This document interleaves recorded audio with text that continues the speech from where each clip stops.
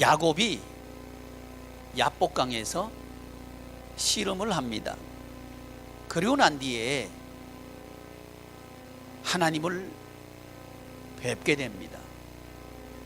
본문 말씀 중에서 30절 말씀을 보면 그곳 이름을 브니엘이라 이렇게 부릅니다. 브니엘. 그 뜻은 하나님의 얼굴이라고 하는 뜻입니다. 야곱은 믿음의 가문에서 태어난 사람입니다. 그런데 하나님의 얼굴을 배웠다 하는 이 말씀이 직접적으로 기록된 본문은 이 본문이 처음입니다. 왜 그럴까요? 그 이야기를 우리는 하나님의 표정에서 읽을 수 있기를 원합니다. 사람이 처음 만나면 첫 인상이 있죠. 자기 자신을 생각해 볼 때 나는 다른 사람이 날 만날 때 인상이 좋다고 말할 것이다. 1번.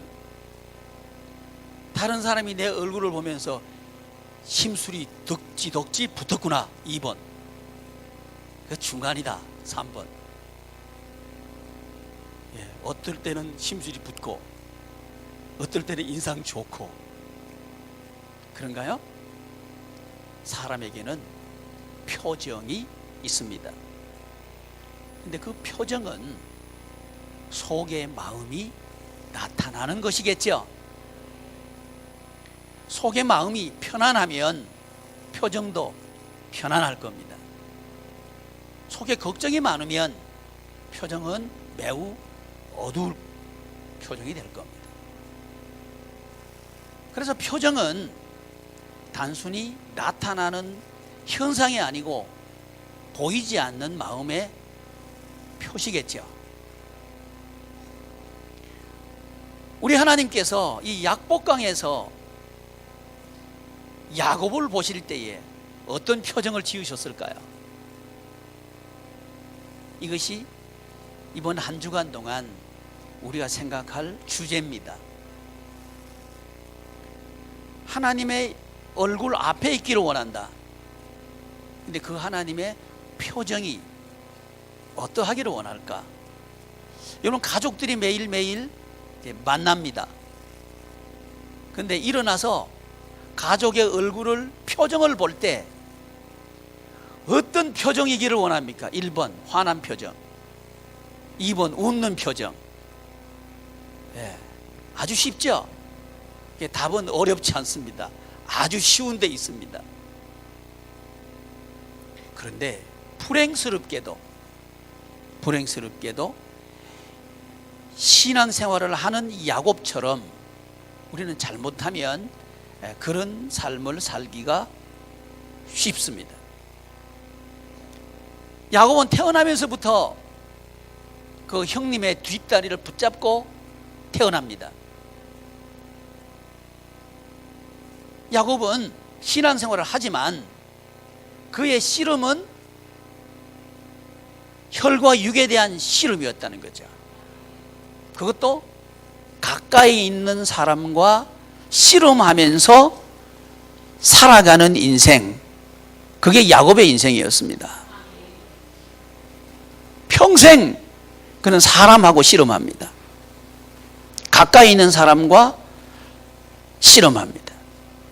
그래서 그 형님의 약점을 이용해요. 유리하죠? 형님은 배가 고파요. 몹시 지쳐 있습니다. 야곱은 팥죽을 끓이고 있어요. 아마 제일 맛있는 부분, 많이 먹는 건 솥 옆에 있는 사람이겠죠. 아닌가요? 우리 여성들 표정이 아닌 거예요. 냄새만 맡지 먹지는 못한다고. 그런데 이 야곱은 그걸 이용합니다. 형 같으면 도와줘야 되는 거죠. 형님, 제게 마침 이 팥죽이 있으니까 드세요. 이게 신자죠. 그런데 신자 야곱은 그렇게 하지 않아요. 형님의 약점을 이용해서 자기의 이익을 추구하려고 그래요. 형님, 내 팥죽을 드릴 테니 장자의 명분을 나에게 파세요. 거래를 하려고 하는 거죠. 그 거래는 성공적으로 끝난 것 같았습니다. 에서는 생각 없이 그 장자의 명분을 동생에게 팔아버려요. 야곱 생각에는 득이양양했겠죠. 야, 나는 이제 유리한 고지를 차지했다. 이런 생각을 하게 됐겠죠. 그런데 나중에 에서가 동생의 꾀를 알게 됩니다. 그래서 형님은 어떤 사람이냐 하면 매우 남성적인 사람이에요. 힘이 있어요. 그런데 야곱은 어떤 성격을 가진 인물이냐 하면 매우 조용한, 그리고 여성적인 그런 성격을 소유한 인물인 것 같아요. 그래서 아버지는 이삭은 형 에서를 좋아해요. 뭘 좋아하니까? 아마 에서는 고기 음식을 좋아한 것 같아요. 형이 사냥을 해서 고기 요리를 해서 아버지를 대접하니까 아버지는 그게 좋은 거예요. 근데 동생 야곱은 형처럼 사냥하는 건 별로 관심이 없어요. 집에서 엄마하고 같이 있는 게 좋아요. 그래서 엄마 가는 곳에 쫄쫄쫄쫄 따라다니는 게 야곱이에요. 이게 어머니는 당연히 야곱이 더 마음이 가겠죠. 그게 사람이라고 하는 거죠. 신앙생활을 해도 형제들이 있으면 어떤 아이에게 마음이 많이 가느냐면 잘 따라다니는 아이한테 마음이 많이 간다는 거죠. 예. 이건 비밀이니까 아멘 안 하는 거예요. 집에 가면 안 되니까. 그러나 이 이삭의 집에는 그래요. 이삭과 그의 아내 리브가는 그렇게 산 거예요. 이상합니다. 성경을 보면 하나님께서 이 이삭이 그 아내 리브가가 임신했을 때 뱃속에서 두 아이가 싸우는 것을 알게 된 거예요. 그래서 하나님 너무 혼란스럽습니다. 이럴 때면 어떻게 해야 되죠? 이렇게 이삭이 질문합니다. 하나님께. 하나님께서 말씀하셔요. 큰 자가 어린 자를 섬길 것이다. 이렇게 대답을 하나님께서 해 주십니다. 큰 자가 어린 자를 섬길 것이다. 그 뒤부터는 이 이삭이나 리브가가 이 부분에 대해서 어떤 견해를 가졌고 어떤 믿음을 가졌다고 성경은 기록하고 있지 않습니다. 그렇다면 이 두 사람의 행동을 통해서 이 하나님께서 하신 이 말씀에 대한 두 사람의 이 아버지와 어머니 두 사람의 믿음이 어떠했는가를 우리는 추론할 수 있는 거죠. 근데 그 아버지 이삭은 누굴 좋아해요? 에서를 좋아해요. 성경은 왜 좋아한다고 하느냐 하면 먹는 걸 좋아해요. 큰아들이 잡아온 고기 음식을 이삭은 좋아한 거예요. 그래서 좋아했다. 이렇게 말하고 있고 야곱은 조용한 사람이다 해서 그 어머니 리브가는 야곱을 더 마음을 쓰고 있었다. 이렇게 성경은 말한단 말이죠. 그러니까 이 두 사람에게 하나님의 말씀은 이 두 사람 마음속에 있었을까요? 없었을까요? 이게 해석입니다. 성경은 마음에 있었다 없었다 말씀하고 있지 않아요. 그런데 행동이 그들의 믿음을 보여준단 말이죠. 그 믿음은 뭐냐? 하나님의 말씀을 마음속에 두고 있지 않았다. 그런 것을 알 수 있단 말이죠. 그래서 인간적인 생각을 한 거예요.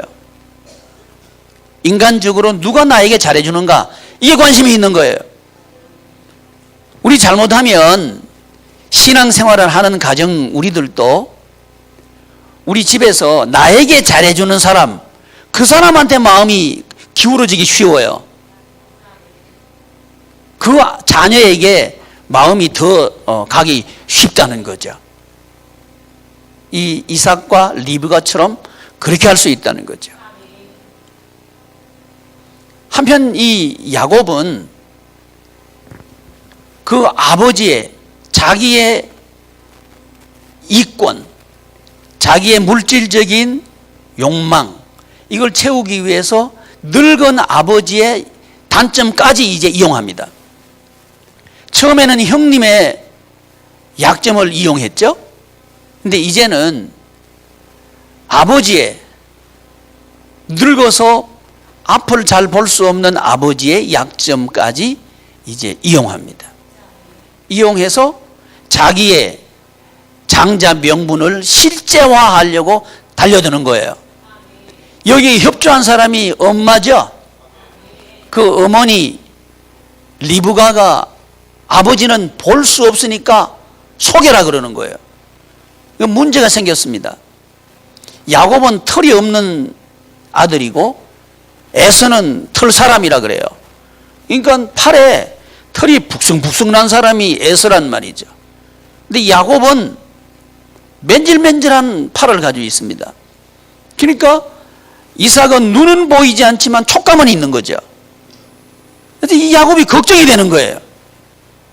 어머니, 제가 아버지를 음식을 빨리 해가지고 들어가서 음성은 어떻게 바꿔가지고, 그게 가능했는지 모르겠어요. 음성은 어떻게 바꿔가지고 아버지를 속일 수는 있겠지만 아버지 촉감은 속일 수가 없을 것 같습니다. 그랬더니 엄마가 하시는 얘기가 걱정하지 마라. 나이대 다 보관이 있다. 그러면서 틀을 붙여주죠. 이제 그걸 다 붙여가지고 들어가는 거예요. 이게 야곱입니다. 태어날 때, 야곱이 태어날 때 누구 다리를 쥐고 태어났다고요? 에서의 뒤꿈치를 잡고 태어났단 말이죠. 계속해서 이 야곱은 사람을 붙잡고 살아갑니다. 특별히 사람의 약점, 어떤 사람? 가족의 약점을 잡고 살아갔던 인물이 신앙인 야곱입니다. 예, 왜 아멘 했는지 난 모르겠어요. 나도 야곱처럼 하고 싶다는 얘기인지, 그렇게 하면 안 되겠다는 얘기인지. 그래서 믿는데 믿는 가정이 그럴 수 있냐 이거죠. 우리도 이 야곱의 가정처럼, 이삭의 가정처럼 교회 다니지만 그렇게 살 수 있다는 거죠. 그렇게 살 수 있다는 거죠. 그래서 속인단 말이죠. 계속해서 야곱은 사람 붙잡고 사람과 씨름하면서 인생을 살아갑니다. 그런데 이 집에 문제가 생기는 거예요. 이 에서가 동생을 해치겠다는 생각을 갖습니다. 이 가정에서, 한 가정 내에서 살인이 일어날 그런 위기를 만나게 된 거죠. 이런 위기를 만났을 때 아버지 이삭과 리브가는 대안을 냅니다. 두 아들을 한꺼번에 잃을 수는 없지 않는가. 그러면서 야곱을 도망 보냅니다. 피하도록 보냅니다. 바단 아람으로 보내면서 명분이 뭐냐면 가서 거기서 아내감을 찾아라 하는 게 명분이에요. 그리고 거기에 살아라 이렇게 말하는 게 아니고 며칠 동안만 가서 있다가 오너라 하는 게 이 아버지와 어머니의 이야기였습니다. 이 이야기를 듣고 야곱은 가는데, 가다가 이제 이 야곱이 두려운 거예요. 누가 쫓아올까 봐 두려우냐 하면 형 에서가 쫓아와서 해칠까 봐 두려운 거죠. 그래서 들판에서 이제 밤을 지나게 됩니다. 그때 하나님께서 오셔가지고 사닥다리가, 하나님께서 보낸 천사가 사닥다리 위로 오르락 내리락 하면서 언약을, 약속을 하시는 거예요. 내가 너와 함께 할 것이고 너는 돌아올 것이다 하는 이 약속을 해줍니다. 근데 이 약속을 야곱이 받지만 야곱은 그 하나님의 약속은 또 마음에 없어요. 관심이 없는 거죠. 이제 가서 보니까 야곱 마음 속에는 하나님의 말씀은 관심이 없고 누가 눈에 쑥 들어와요? 라헬이 눈에 딱 들어오는 거예요. 요즘 말하면 내 스타일이에요. 그래가지고는 외삼촌한테, 외삼촌 나 결혼할래요 했더니 좋다, 흔쾌히 허락한단 말이죠. 야, 잘 되는구나, 이 외삼촌이 내 말을 들어주는구나, 좋다 이거예요. 그래서 아주 열심히 일을 해줍니다. 외삼촌이 제시한 기간 동안 열심히 일을 해요. 그리고는 약속한 날이 되어서 이제 결혼식을 하고 첫날밤을 보내는데 자고 일어나 보니까 라헬이 아니고 그 언니 레아가 누워 있는 거예요.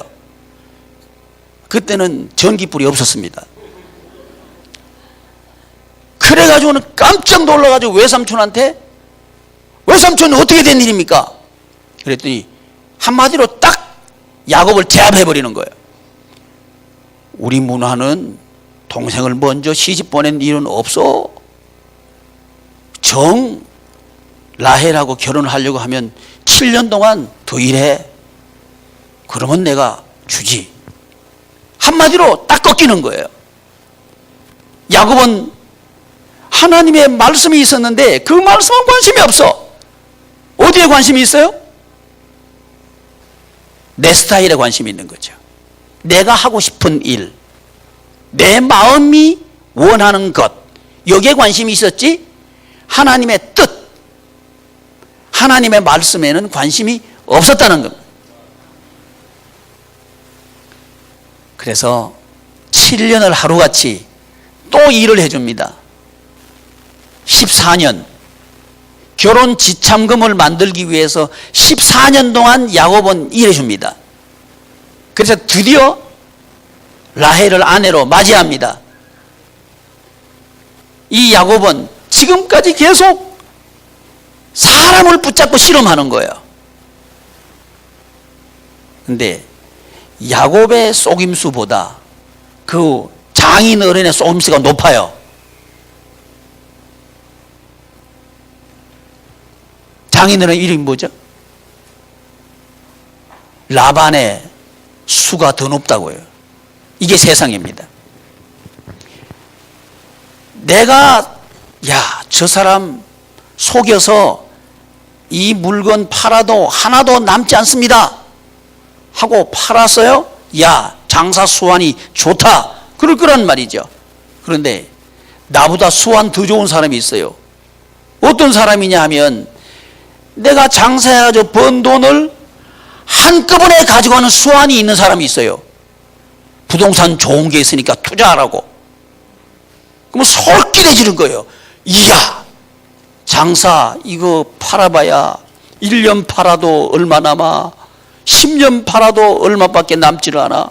근데 부동산은 한꺼번에 상상도 못한 돈을 줄 것 같으니까 마음이 움직이는 거죠. 그래서 이제 거기다가 다 투자하는 거예요.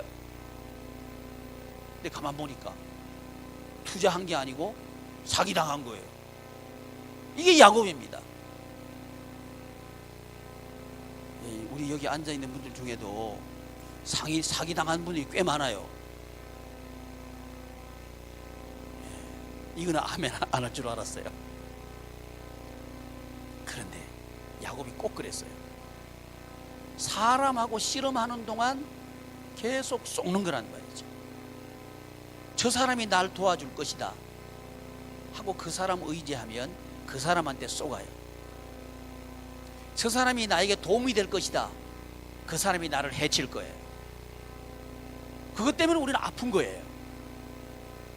세상 살아가는 게 만만하지 않다는 거죠. 살수록 버겁고 살수록 어렵다 이 말이죠. 이게 야곱이었습니다. 그런데 야곱이 가만 생각해 보니까 야, 이러다가는 나이만 먹고 내 재산은 하나도 없겠다 싶어서 외삼촌한테 하루는 가가지고, 외삼촌, 나도 이제 먹고 살아야 되니까 자식들도 있고 부인도 4명이나 있고, 그러니까 나도 이제 재산에 있어야 되니까 우리 인건비나 정해놓고 일해야 되지 않겠습니까? 이게 제안을 한 거예요. 그 외삼촌이 그러면 인건비를 어떻게 정하면 좋겠느냐, 네가 제안을 해봐라. 그랬더니 야곱이 이런 제안을 합니다. 외삼촌, 알룩달룩한 게 태어나면 내 재산, 양이 하얀 게 태어나면 외삼촌 재산, 어떻습니까? 외삼촌이 가만 생각해 보니까 이거 야곱이 갑자기 머리가 이상해진 거거든. 왜? 양은 알룩달룩한 게 많아요, 하얀 게 많아요? 하얀 게 많아요. 근데 야곱이 제안을 들어보니까 알룩달룩한 건 자기 거, 하얀 거는 외삼촌 거. 그러니까 이 거래를 싫다 할 이유가 전혀 없는 거예요. 이게 좋다, 그렇게 하자 하고 이제 계약을 맺고 일을 또 합니다. 그때부터 야곱이 어떤 이제 행동을 하느냐 하면, 이 양들이 새끼를 낳을 때가 되면 이제 우물에 와서 물을 먹고 간단 말이죠. 그럼 그 우물 입구에 야곱이 이렇게 있다가 아주 튼튼한 암놈이 와가지고 물을 마시러 오면 나무 껍데기를 뺏겨가지고 흔드는 거예요. 양 앞에서. 양이 보고 뭐라 그랬을까요?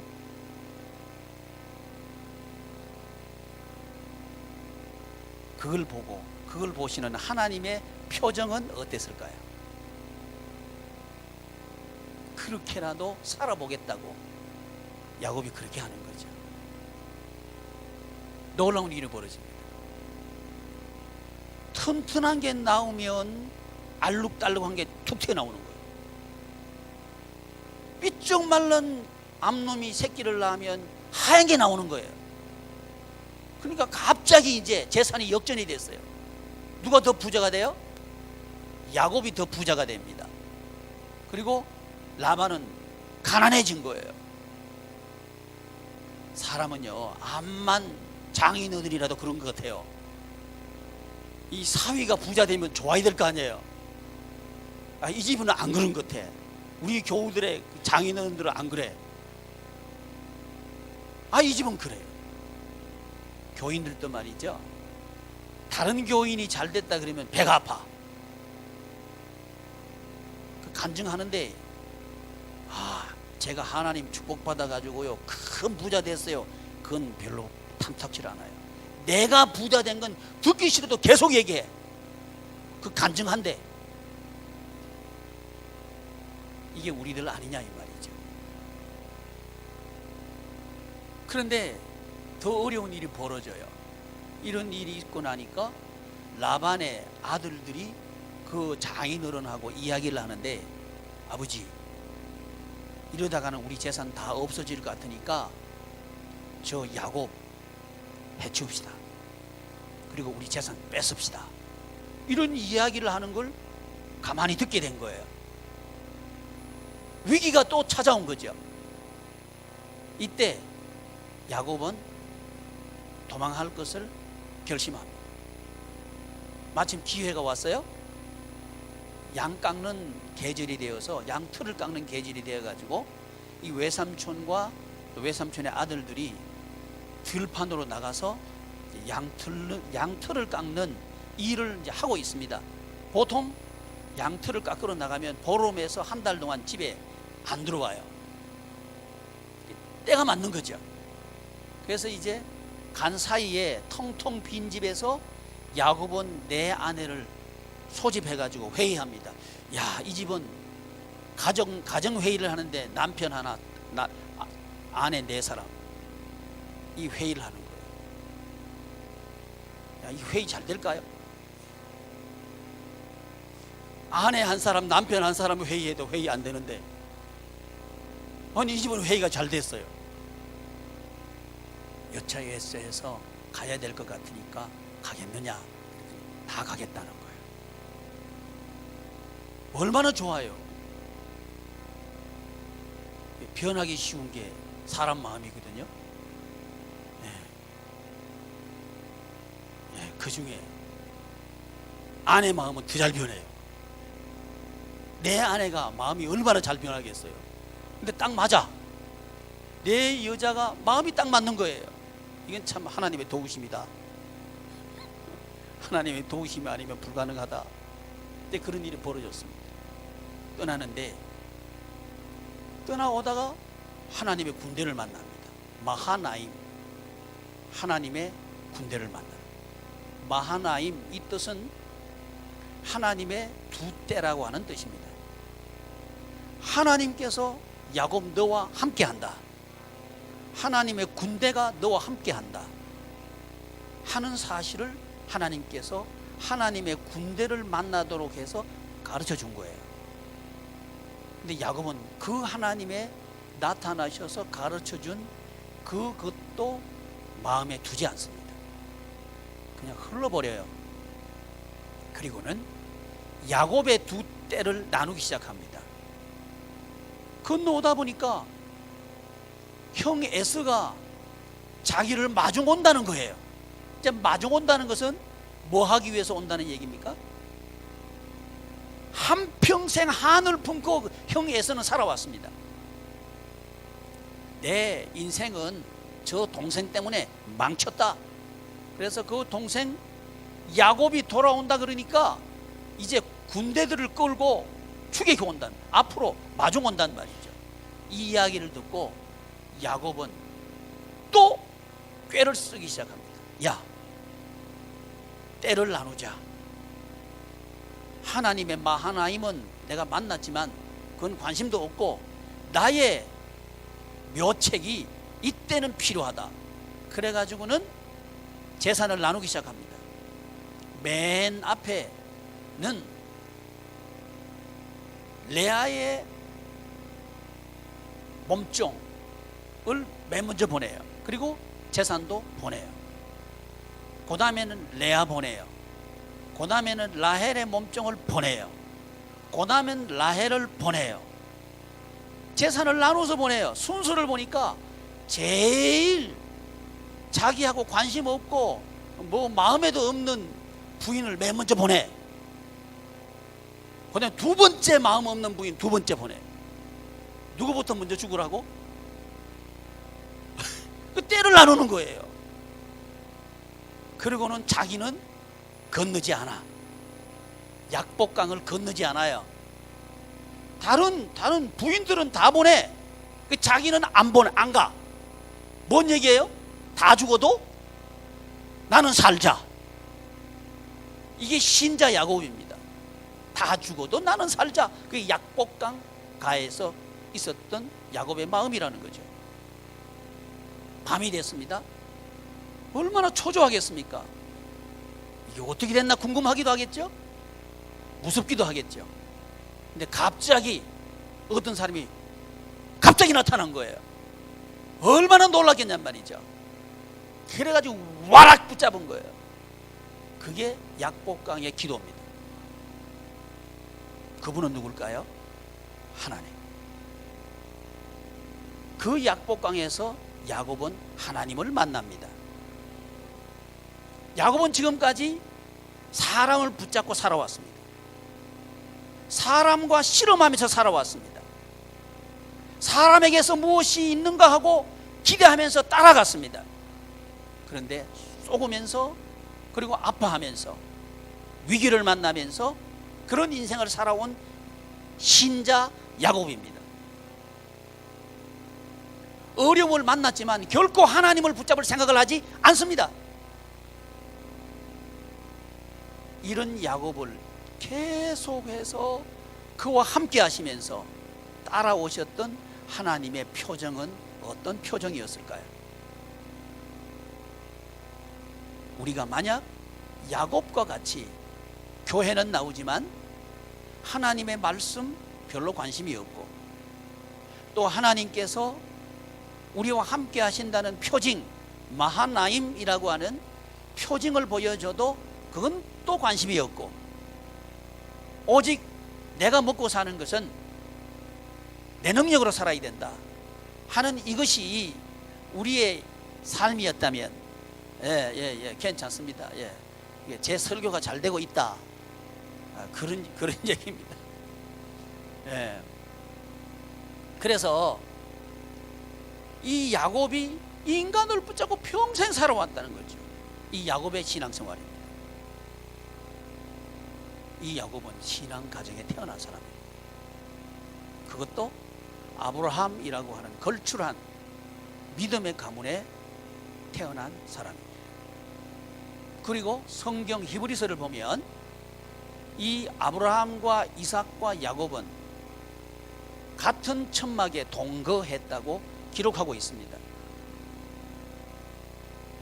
그럼에도 불구하고 야곱은 이런 신앙생활을 합니다. 사랑하는 교우 여러분, 우리가 모태 신앙으로 태어났을 수도 있습니다. 우리 가문이 2대 3대 신앙 가문일 수 있습니다. 우리 할아버지가 매우 신앙이 좋아하셨던 그런 위대한 지도자였을 수도 있습니다. 그러나 야곱처럼 하나님을 붙잡는 게 아니고, 하나님의 말씀을 붙잡는 게 아니고, 인간을 붙잡고 신앙생활을 할 수도 있다는 사실을 우리는 여기서 봅니다. 그리고 야곱처럼 수도 없이 쏟고 수도 없이 위기를 만나면서 교회에 나올 수도 있다는 얘기입니다. 그러나 하나님은 그 야곱을 외면하시지 않습니다. 그를 버리지도 않습니다. 그가 계속 인간을 붙잡을 때에 하나님께서는 찾아오셔서 당신을 붙잡으라고 약복강에서 야곱을 찾아오신 것처럼 절대절명의 위기에서 하나님께서 나를 붙잡으라고 우리를 찾아오시는 하나님, 그 하나님께서 이 야곱을 찾아오셔서 이름을 바꿔주십니다. 다시는 야곱이라 하지 마라. 네 이름을 이스라엘이라 하리라. 야곱은 사람을 붙잡는다 하는 뜻이 야곱이라고 하는 이름의 뜻입니다. 이스라엘이라고 하는 뜻은 하나님과 겨루어 이겼다 하는 뜻인데, 이 실험 장면을 보면 하나님께서 능력이 없으셔가지고 지신 게 아니에요. 우리 정중평 집사가요, 우리 교회에서 하면 힘이 제일 셀 거예요. 근데 아들 저 진성이하고 실험하면 누가 이길까요? 진성아, 너가 보자고 실험하면 누가 이길 거냐? 그 말할 못해. 근데 실험하면 아버지가 자빠지신다는 거지. 왜? 사랑하니까. 여기서 우리는 기독교는 무엇인가를 알게 됩니다. 기독교는 관계다. 사랑이라고 하는 관계다. 우리가 비록 야곱과 같을지라도 하나님의 사랑은 결코 우리를 떠나지 않는다. 분이엘, 이 약복강에서 하나님의 얼굴을 배운 야곱은 어떤 표정을 지었을까요? 그리고 하나님께서는 그 야곱을 어떤 표정으로 바라보고 계셨을까요? 우리도 이런 인생의 약복강을 만날 수 있습니다. 기억합시다. 하나님께서는 야곱의 약복강을 찾아가셨다. 그 하나님은 나의 약복강도 찾아오신다. 하나님께서는 그렇게도 하나님 말씀을 외면하고 하나님께서 함께 하신다는 표징을 보여줘도 그것은 마음에도 두지 않고 오직 마음에는 뭐가 있느냐? 내가 부자 되어야 되겠다. 내가 큰 부자 되어야 되겠다. 이게 마음에 꽉 차 있으니까 설교를 들어도 들리지 않는 거예요. 하나님 말씀을 보면 졸리는 거예요. 어떤 사람이 하나님께서 나와 함께 하신다 하는 간증을 해도 들리지 않아요. 오직 마음속에는 부자 되어야 되겠다. 이런 마음이 꽉 찬 신자가 야곱이었다는 거죠. 그러나 야곱은 속았습니다. 그리고 잃어버렸습니다. 위기를 만납니다. 그러나 그 위기에 하나님께서는 야곱을 찾아오십니다. 야곱에게 나를 붙잡으라고 찾아오십니다. 오늘 이 설교를 통해서 하나님께서는 우리에게 야곱에게 찾아오신 것처럼, 그리고 야곱에게 말씀하신 것처럼 우리에게도 그렇게 말씀하십니다. 두려워하지 말고 나를 붙잡아라. 걱정하지 말고 기도해라. 우리 하나님께서는 야곱과 더불어 통치하기를 원하십니다. 그러나 이후에 분이엘, 하나님을 배운 후에 야곱의 삶을 보면 그는 여전히 어려운 가운데 삽니다. 놀랍습니다. 우리는 족장들을 이름을 부를 때 아브라함, 이삭, 야곱까지 부릅니다. 그러나 사실은 이 야곱을 설명하면서, 야곱을 계시하면서 많은 성경의 부분을 요셉을 우리에게 가르쳐 주십니다. 이유가 무엇일까요? 이삭 그리고 리브가 하나님께서는 그들에게 말씀하셨습니다.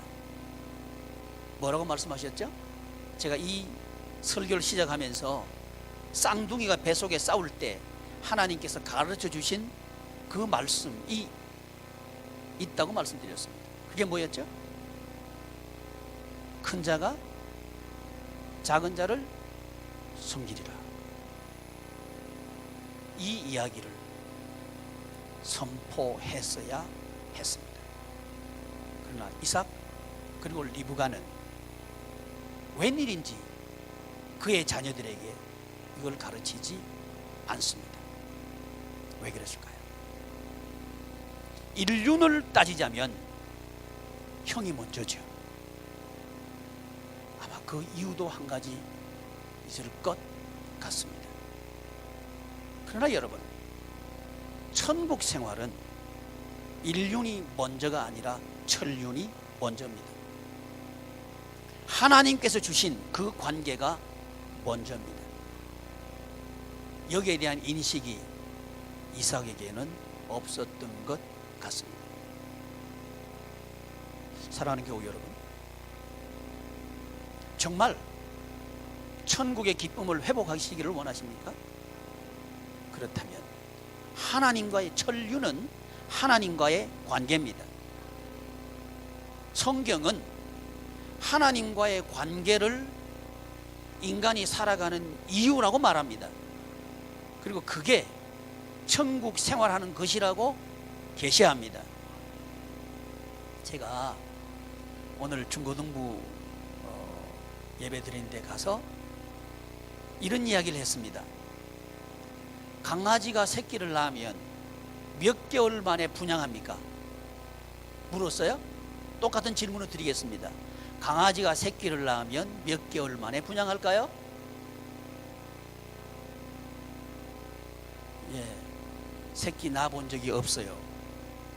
아마 3개월에서 4개월이면 분양할 겁니다. 분양한다는 말은 너 혼자서 살 수 있다는 얘기겠죠. 강아지가, 왜 강아지 자꾸 얘기합니까? 예, 우리 교우들이요 반 이상 집에서 강아지 길러요. 강아지 얘기할 수밖에. 저희 동네에 고양이가 있어요. 우리 집에서 나오다 보면 고양이 기르는 집이 있어요. 근데 며칠 전에 제가 오다 보니까 그 고양이들이 그렇대요.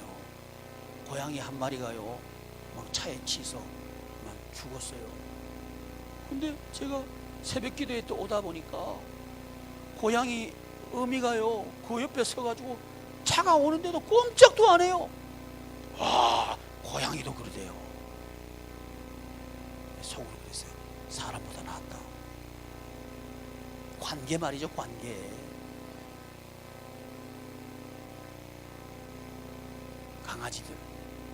강아지를 분양한다는 말은 먹고 살 수 있다는 얘기겠죠. 근데 사람은 20살이 되어도 30살이 되어도 분양 안 해. 나가라 소리 안 해. 결혼을 했어요. 이제는 나갔거니 안 나갔어. 애까지 낳아서 들어와가지고 길로 달래. 그래도 나가라 소리 안 해. 들어오라 그래. 왜 그럴까요?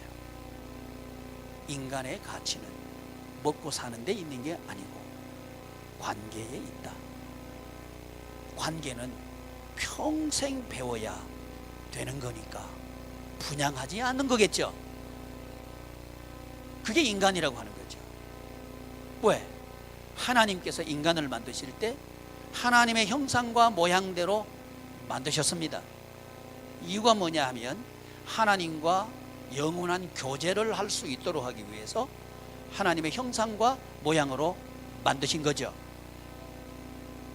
그런데 타락한 이후에 인간들은 관계 중심의 사람이 아니라 소유 중심의 사람이 되고 말았습니다. 그래서 타락 이후에 모든 인류는 소유를 중심으로 문화는 형성되고 발달됩니다. 메소포타미아 문명, 그거는 나일강. 이집트 문명 또는 문화, 그건 무슨 강? 그게 나일강이죠. 왜 얼굴이 싸하나 그랬다. 제가 머릿속에 왔다. 유브라테스 이거 해야 되는데 나일 할 것도 유브라테스 하려고. 강을 중심으로 해서 발달된 거예요. 뭐예요? 먹고 사는 것이 발달됐죠. 농경 문화죠. 농경 문화에서 사람들은 땅이 있는 곳, 또 물이 있는 곳에 모여가지고 살기 시작합니다. 그 중심으로 사람들은 살아요. 그런데 공장이 생기고부터 사람들은 이동하기 시작합니다.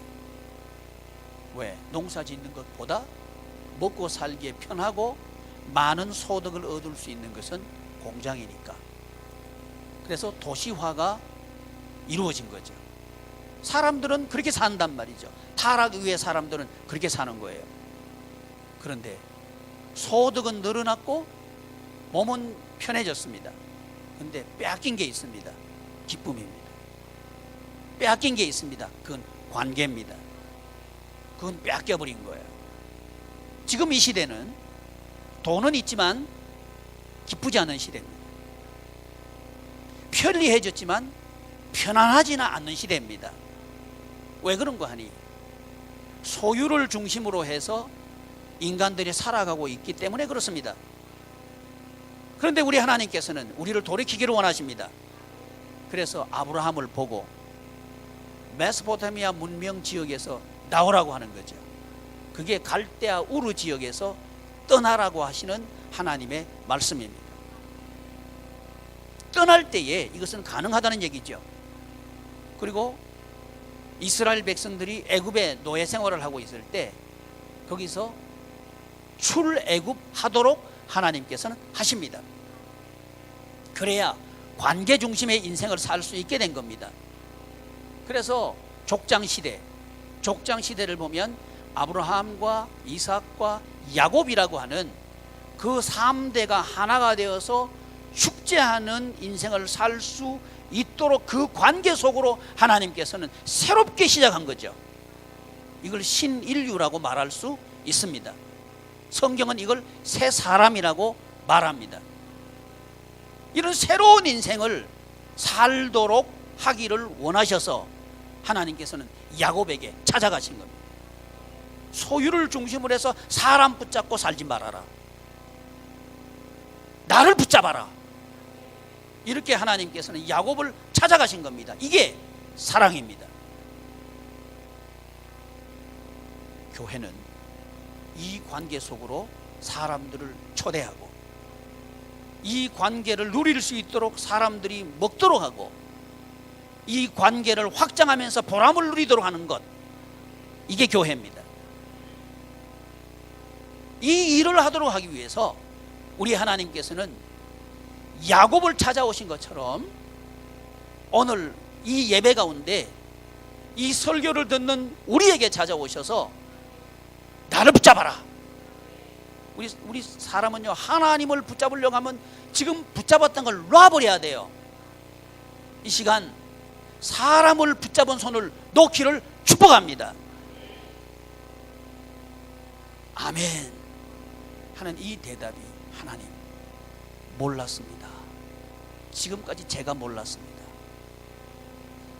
이 고백을 하는 우리의 얼굴을 바라보시는 하나님의 표정, 그 표정을 기억할 수 있기를 바랍니다. 나는 옛날에도 너를 사랑했다. 지금도 여전히 너를 사랑한다. 그리고 앞으로도 영원히 너를 사랑할 것이다.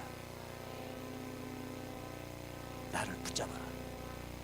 나는 너의 도움이 될 것이다. 나는 너의 위로자가 될 것이다. 나는 너의 힘이 될 것이다. 놀라지도 말고 두려워하지도 마라. 내가 너와 함께 할 것이다. 너 지렁이 같은 야곱아. 그렇게 말합니다. 사랑하는 교우 여러분, 그 하나님의 얼굴을 흐뭇하게 바라보시는, 하나님 제 잘못했어요, 이렇게 고백하는 우리를 바라보시는 그 하나님의 사랑하시는 표정을 날마다 배우며 사는 우리 되기를 축복합니다. 기도하겠습니다. 존귀하신 하나님, 하나님의 은혜를 감사합니다. 사람 사는 게 사는 것